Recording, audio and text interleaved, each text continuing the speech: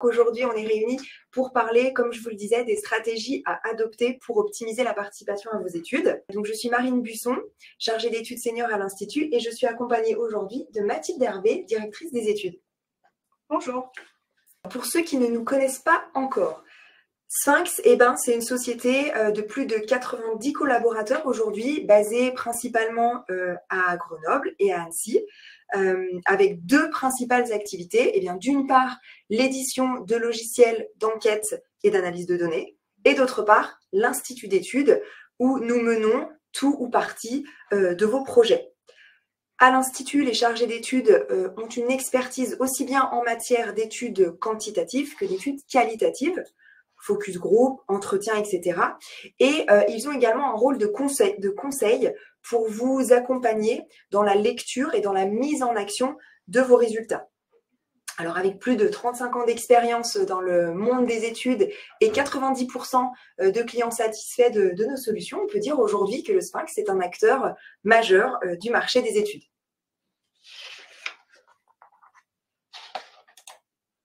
Alors, je vous le disais en introduction, aujourd'hui, nous allons nous attacher à vous délivrer les clés pour booster, optimiser la participation à vos enquêtes.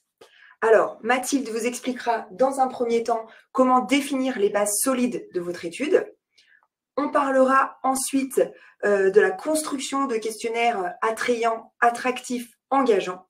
Et nous parlerons enfin de la gestion de la collecte de manière efficace et optimale.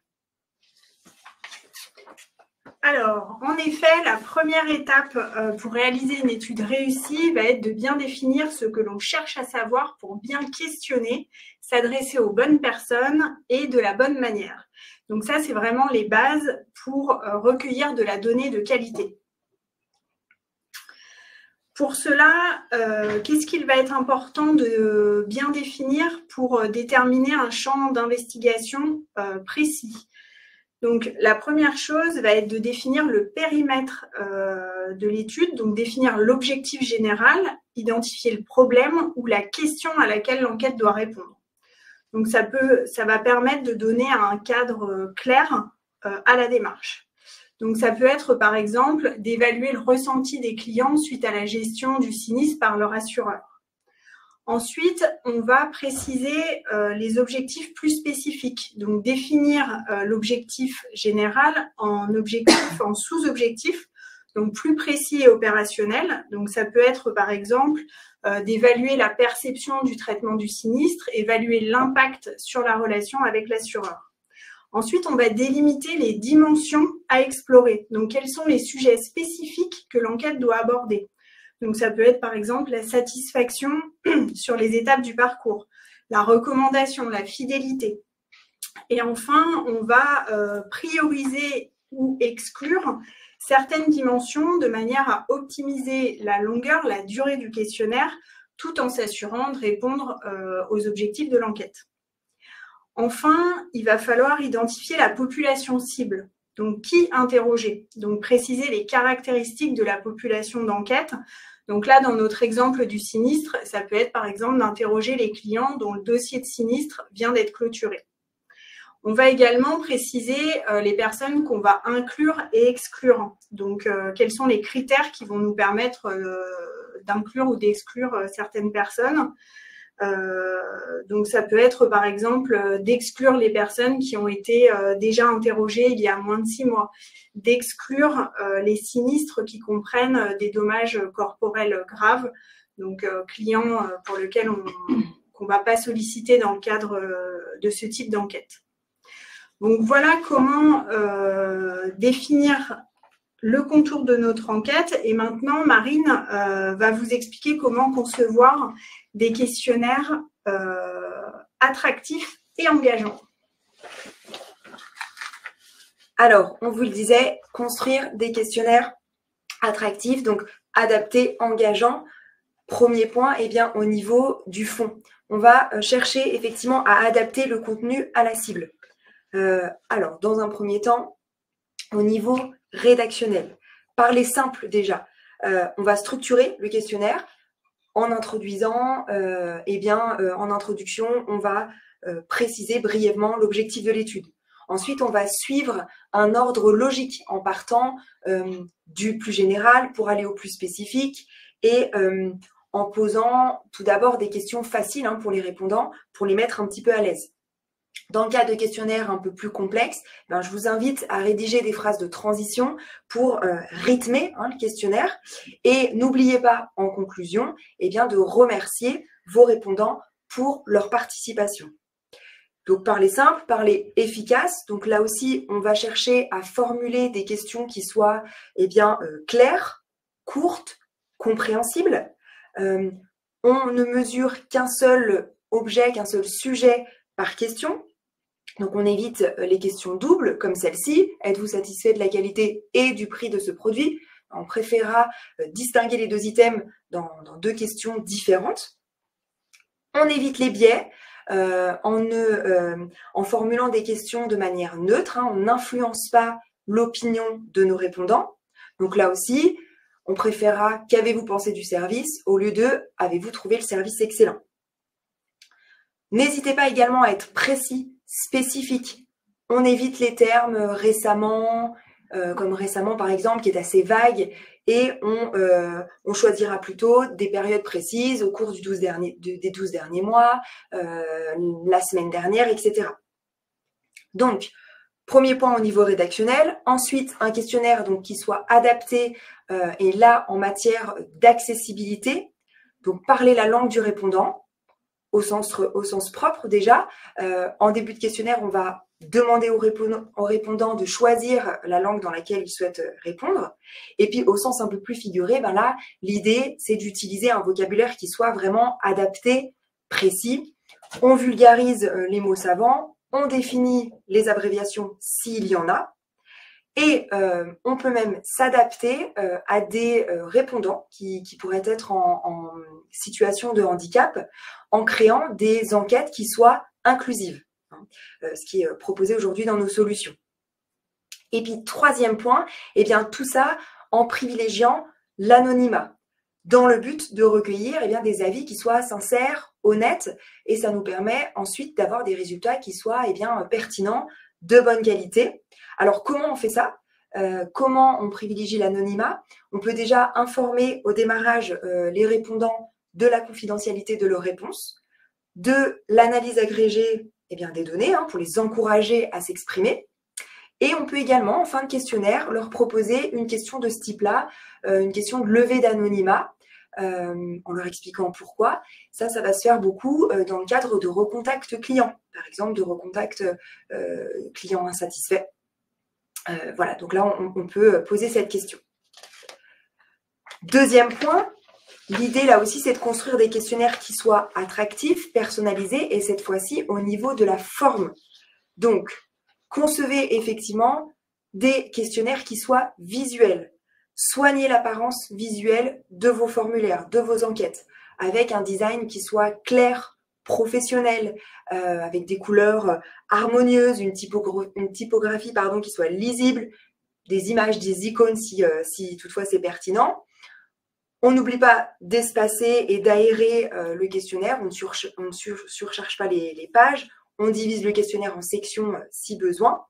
Et une autre astuce pour avoir des questionnaires qui soient bien visuels, c'est de rendre la progression dans le questionnaire visible.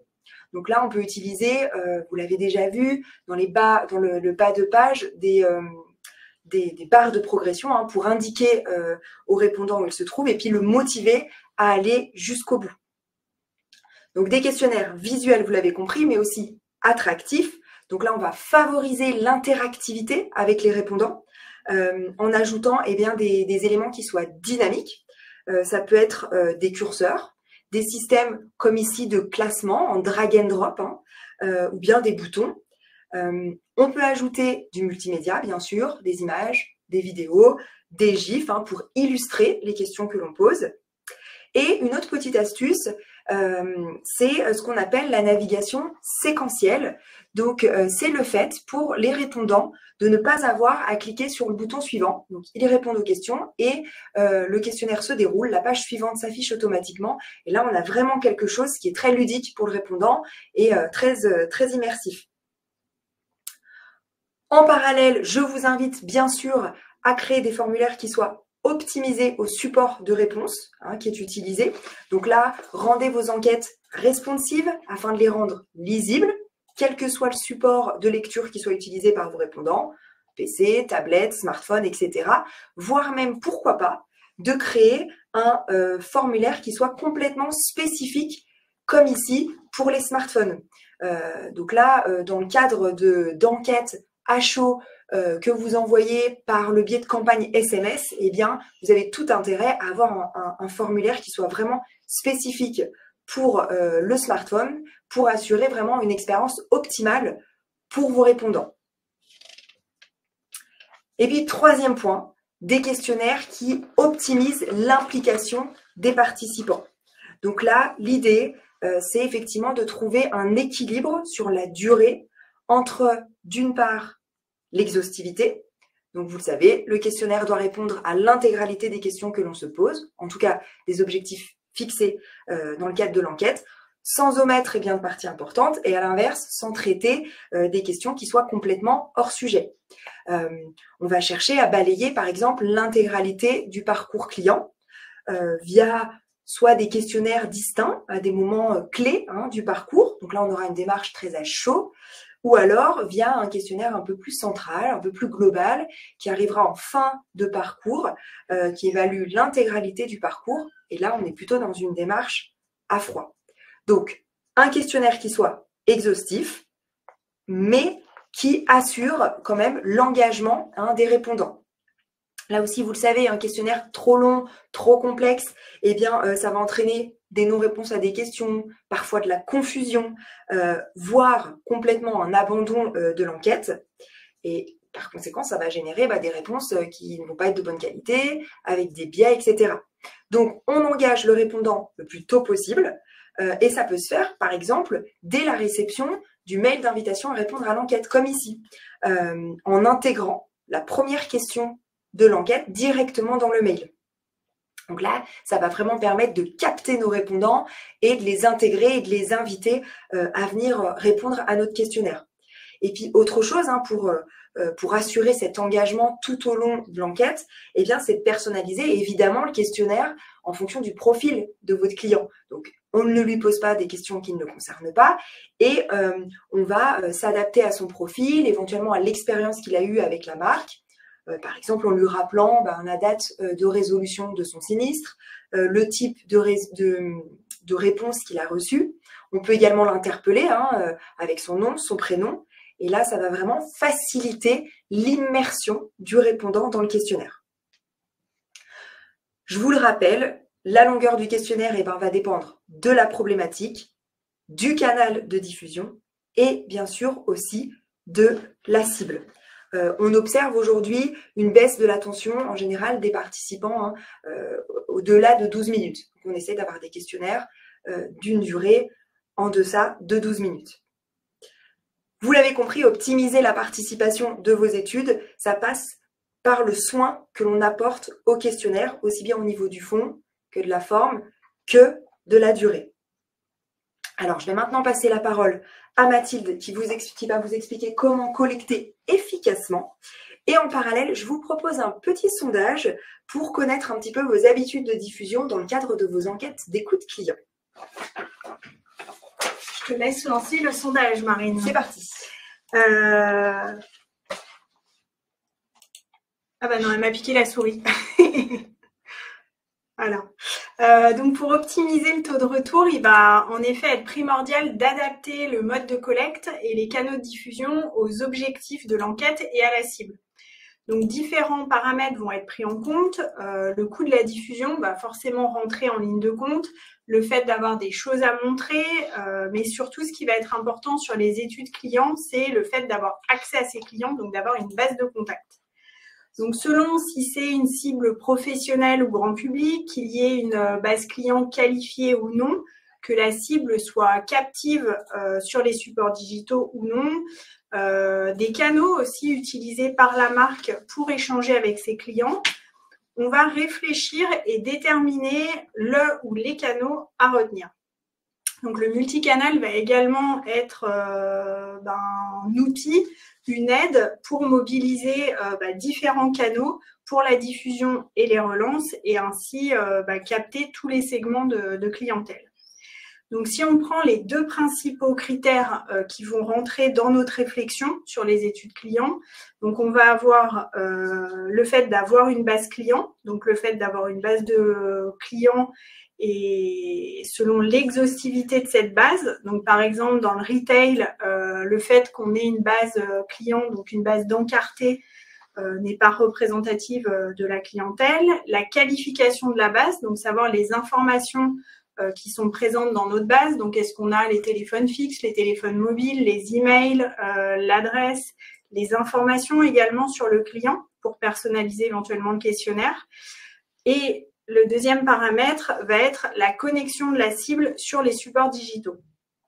Donc, si on regarde pour les cibles où on a une base client qualifiée, on va avoir tout d'abord pour les cibles connectées l'email et le SMS qui peut être intéressant. Donc, l'email a l'avantage d'avoir un faible coût. Il va être idéal pour les populations qui ont un accès régulier à Internet et va permettre de toucher une cible large. Le SMS, lui, va être parfait pour les cibles mobiles, particulièrement efficace pour les enquêtes à chaud, donc post-achat par exemple. Et le coût, par contre, est un petit peu plus élevé que l'email. Après, toujours quand on a une base de données, mais qu'on est éventuellement sur des cibles qui sont moins connectées, moins disponibles, le téléphone peut être intéressant, donc adapté aux populations moins connectées, donc à des cibles plus premium ou des cibles professionnelles qui sont moins disponibles. Et ça peut être également des cibles avec lesquelles on veut avoir une approche, un échange plus personnalisé, plus qualitatif. Et là, le téléphone, via l'enquêteur, peut être un canal de collecte intéressant.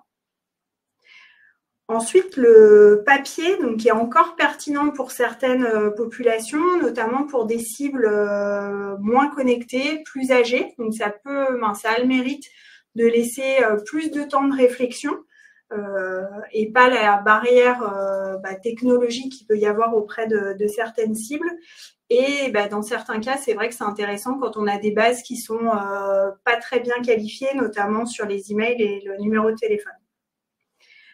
Ensuite, sur les cibles où on n'a pas de base de contact qualifiée ou une base qui est que partielle, pour les populations connectées, les réseaux sociaux est un canal de diffusion intéressant, donc utile pour toucher un public jeune, actif sur ces plateformes, mais également cibler des clients de marques de niche, donc des marques avec un taux de pénétration assez faible. Donc là, on va choisir le réseau social qui correspond à notre cible, donc LinkedIn si on est sur une cible professionnelle, Instagram pour les jeunes adultes. Ensuite, le site internet, les applications mobiles peuvent être intéressants si notre clientèle utilise ces applications régulièrement ou est amenée à se connecter sur le site régulièrement, où ça va nous permettre de pouvoir intégrer l'enquête directement via des pop-ins. Donc, le questionnaire va s'ouvrir dans la page ou dans l'application du client. Ensuite, l'Access Panel est intéressant pour capter une population large. Donc, ça peut être intéressant notamment pour capter la clientèle de marques qui ont une pénétration importante sur le marché.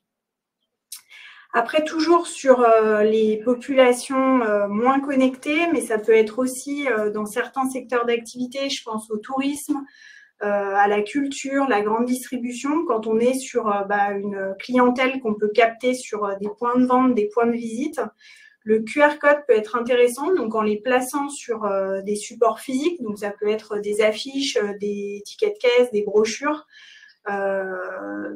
pour capter des personnes, des clients qui vont être sur le terrain en déplacement. Après, on peut également avoir dans la continuité les bornes interactives. Donc là, on est sur un lieu de passage et on va avoir accès au questionnaire web sur une tablette, une borne, ou ça peut être également des boîtiers avec pour répondre directement à une ou deux questions.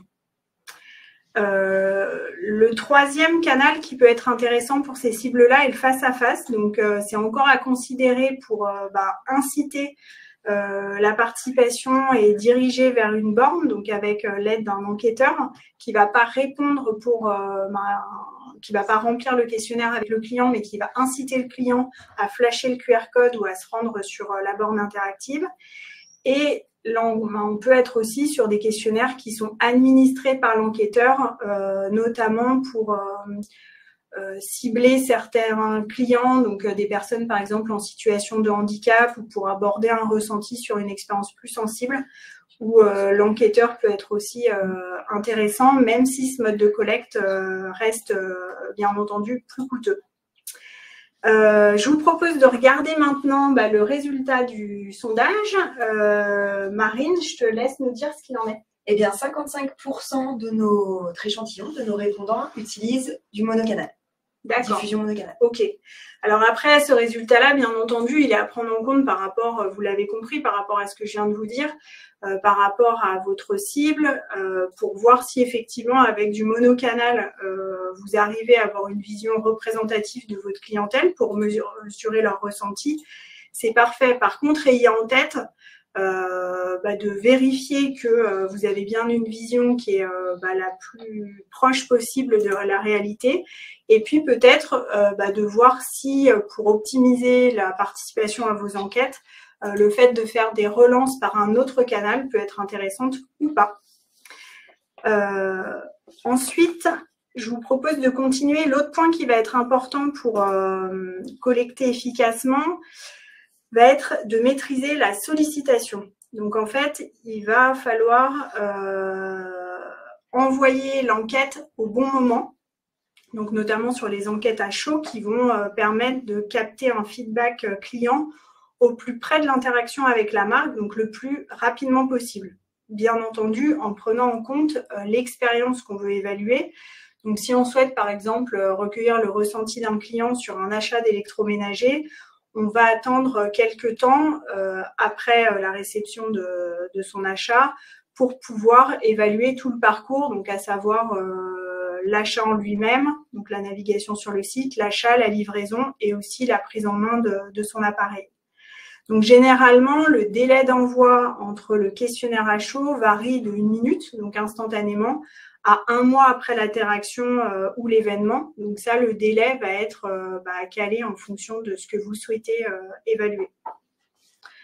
Ensuite, le deuxième point va être d'éviter la sursollicitation, donc pour capter sans fatiguer.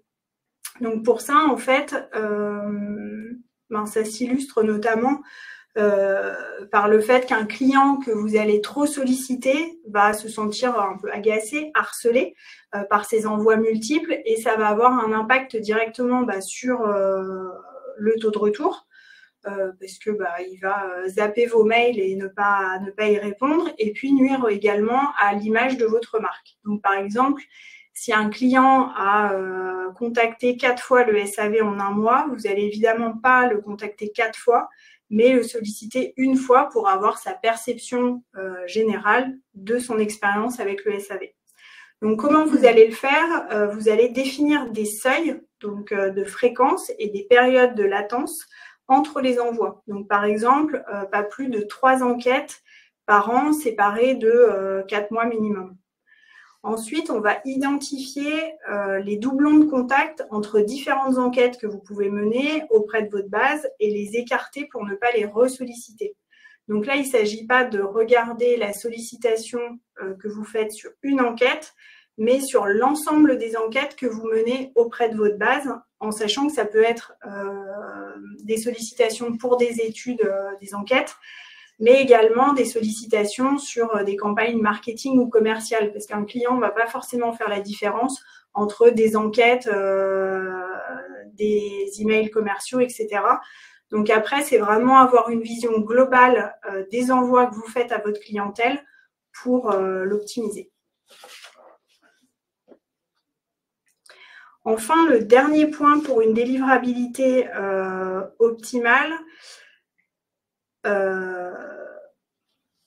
va être dans un premier temps, en fait, de d'être transparent vis-à-vis de votre cible. Donc ça, en fait, ça va être important dès la constitution de votre base de données.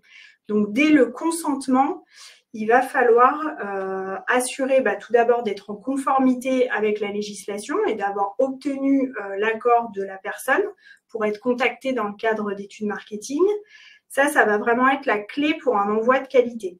Ensuite, le deuxième aspect va être de mettre à jour régulièrement votre base client. Donc, ça va être par exemple de supprimer des contacts anciens, des emails soit absents, soit erronés. Et le fait en fait d'avoir une base client propre va permettre d'optimiser votre réputation dans les envois de mass mailing. Donc ça, c'est vraiment important d'y veiller. Ensuite, ça va être de donner la possibilité aux contacts de se désinscrire des bases. Donc, s'ils ne trouvent pas le lien de désinscription directement dans l'invitation par email que vous avez envoyé, les personnes vont avoir tendance à signaler votre mail comme spam, ce qui va directement influer sur la délivrabilité de vos emails. Donc, les liens de désinscription, pour information, sont présents systématiquement dans nos solutions pour ne pas, en tout cas, respecter ces bonnes pratiques-là. Enfin, il va falloir informer le répondant des enjeux et des objectifs de l'enquête, donc pour le convaincre et pour lui permettre de répondre à l'enquête de manière éclairée.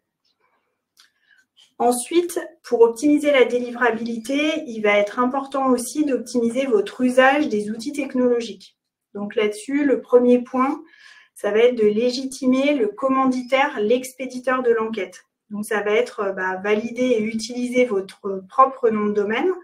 Par exemple, ça va permettre d'améliorer le taux d'ouverture du mail car les personnes connaissent l'expéditeur. Ça va permettre d'assurer la réputation de l'expéditeur au niveau du mass mailing et donc de favoriser la délivrabilité. Ensuite, Marine en a un petit peu parlé tout à l'heure, soignez le contenu de votre texte, de votre invitation, donc pour limiter le fait d'être en spam. Donc, ça va être éviter les mots interdits, éviter d'avoir trop d'images, donc privilégier une mise en page simple, soigner l'objet de votre email. Ça va permettre de renforcer la bonne réception de vos mails.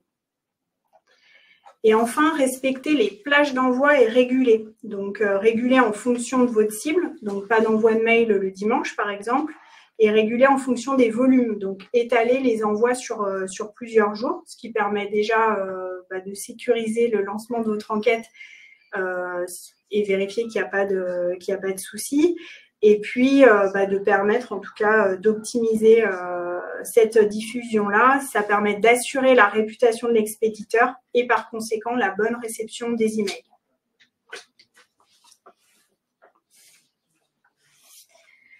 Donc, nous vous avons décrit aujourd'hui les stratégies clés à adopter pour optimiser la participation à vos enquêtes, à savoir une étude dont le contour est bien défini, un questionnaire qui soit attrayant, attractif, engageant et une collecte efficace et maîtrisée. Alors, malgré tout ça, des biais peuvent apparaître dans vos enquêtes, que ce soit au moment de la rédaction du questionnaire ou encore au moment de la collecte ou bien même lors de l'analyse de ces données. Eh bien, justement, pour approfondir ce sujet et en savoir un peu plus, on vous invite à assister à notre prochain webinaire qui aura lieu le 13 mars et qui est intitulé « Des études clients plus fiables, comment éviter les biais ». J'en profite pour vous dire que vous pouvez vous rendre sur notre site internet. Vous aurez les programmes des différents webinaires que nous allons mener prochainement et vous pouvez également vous y inscrire pour y participer. Alors, je vous propose de nous intéresser maintenant aux questions que vous nous avez un petit peu posées dans le chat. On va répondre à quelques-unes à l'oral et puis on s'attachera à y répondre ensuite par le biais du module. Très bien, allons-y. Alors, commencer, Marine ? Allez, je commence. Alors, il y en avait une. Comment peut-on limiter les chances d'apparaître comme spam lors d'envoi par mail? Alors, tu en as parlé là, Mathilde, justement. Soigner l'objet, avoir un contenu de message qui soit sain, éviter les mots interdits qui spam, utiliser un autre domaine qui soit propre à l'expéditeur, et puis en parallèle avoir une base de données, une base de contacts qui soit à jour, nettoyée, avec un consentement. Voilà, c'est les points qu'on vous a un petit peu listés précédemment. Ensuite, une question sur... Ah oui, alors Marine vous a présenté, pour montrer comment inciter les répondants et les engager dès la réception de l'email. Elle vous a présenté donc le fait de mettre une question directement dans l'email. Donc ça, c'est quelque chose que vous pouvez paramétrer dans l'email.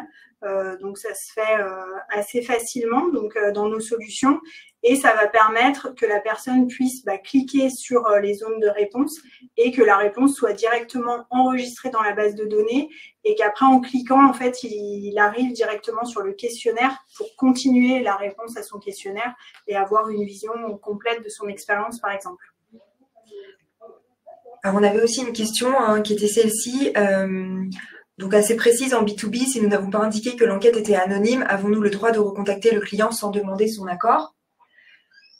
Si la base de contact a été est bien à jour encore une fois, et que le consentement a été demandé, et qu'effectivement vous n'indiquez pas dans le mail ou en tout cas dans l'invitation à répondre à l'enquête que l'enquête est anonyme, voilà, a priori, il n'y a pas de raison pour que vous ne puissiez pas recontacter le client.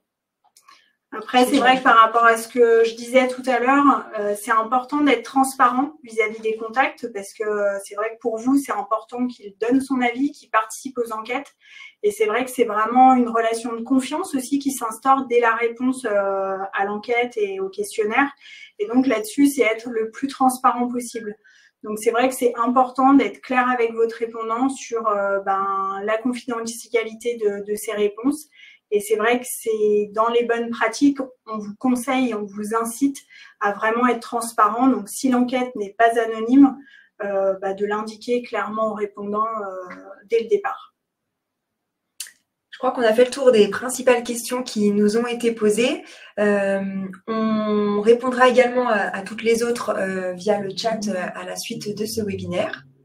Si vous souhaitez rester connecté, vous aurez les réponses dans quelques instants. En tout cas, on vous remercie pour votre participation. Donc, on espère vous retrouver le 13 mars pour le prochain webinaire et pour les suivants. Une belle année, en tout cas, autour de l'expérience client. Donc, j'espère que vous serez au rendez-vous. On vous souhaite une bonne journée. Bonne journée, à bientôt. À bientôt.